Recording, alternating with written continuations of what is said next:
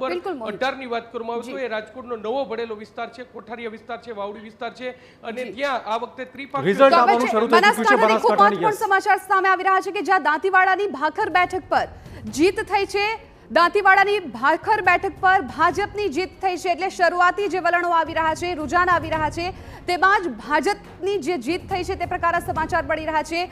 દીપકભાઈ અમારી સાથે જોડાયેલા છે ભાજપ તરફથી.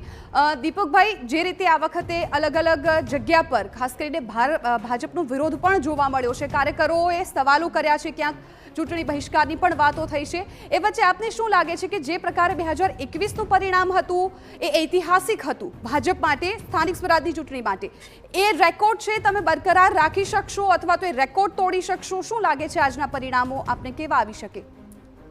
બેન, સૌથી પહેલાં તો આ કોઈ એવી કોમ્પિટિશન નથી કે જેમાં એક પરિણામ ઐતિહાસિક હતું ને બીજું ઐતિહાસિક બનાવવાનું. એટલે દીપકભાઈ, ભાજપનું હંમેશા રહ્યું છે કે જે પરિણામ આવે એના પર જ એમને પોતાનું જ રેકોર્ડ તોડવો હોય છે.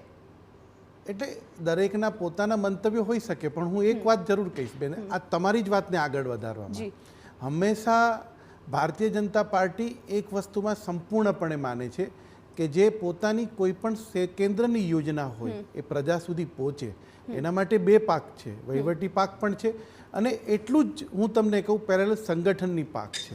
એટલે હંમેશા પોતે જ્યારે કાર્ય કરે છે, જ્યારે હું કે તમે જ્યારે કોઈ કાર્ય કરતા હોઈએ ત્યારે એક આપણને એક જુસ્સો તો હોય જ કે દર વખતે કર્યું છે એનાથી થોડુંક વધારે કરીએ, એ સ્વાભાવિકપણે છે.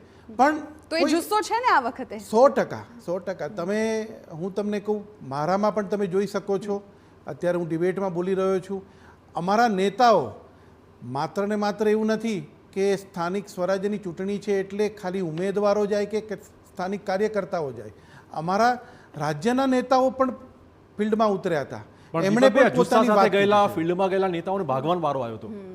તમે સુરતની ઘટના જુઓ, તમે કેવા ફૂટેજ સામે આવ્યા છે, મહિલા પર હુમલો થયો હતો, એટલે લોકોએ ભગાડ્યા પણ છે ભાજપના કાર્યકર્તા ઉમેદવારોને.